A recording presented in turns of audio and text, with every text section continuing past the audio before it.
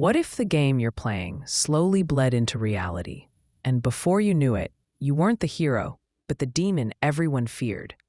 Today we're diving into I Secretly Develop Myself in the Demon World, a 458-chapter Eastern fantasy that mixes simulation strategy, survival, and a creeping sense of inevitability. Su Nan stumbles into a mysterious game called Demon World, only to discover it's more than just a game. Players, demons, monsters, they all begin spilling into reality.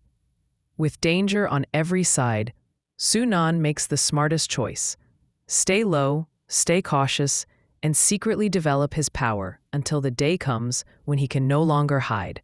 Su Nan isn't your typical hot-blooded protagonist charging into danger. He's methodical, pragmatic, and always calculating, almost like a chess player studying 10 moves ahead.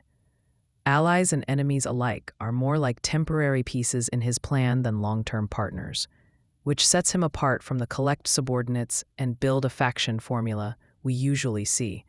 Though unfortunately, slavery and control elements still creep into the story later on. The novel blends simulation mechanics, called prediction here, with real-world horror. It plays with themes of secrecy, paranoia, and transformation.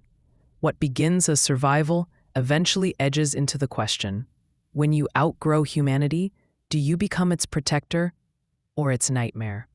While the start is compelling, the story hits major bumps. The author dropped it at chapter 458, right at a cliffhanger, leaving readers furious. Power systems also slip into cliché territory, especially with the introduction of superpowered slavery and forced subordinates, which many readers found off-putting. And while the simulation angle is strong at first, it doesn't always stay consistent. Despite its flaws and unfinished state, the novel still holds a strong following. Su Nan's cunning approach to survival, the unique fusion of simulation and reality, and the constant sense of looming danger make it addictive. It's rare for a web novel to balance horror, strategy, and cultivation so well, at least for the first half. I Secretly Develop Myself in the Demon World is the kind of novel that hooks you hard, only to betray you with an unfinished ending. If you love strategy-driven protagonists, psychological tension, and survival horror with an Eastern fantasy twist, it's worth the ride. But be warned, you'll be left hanging with no real conclusion. So, would you still read a novel knowing it was abandoned midway? Or does a dropped story instantly kill your interest?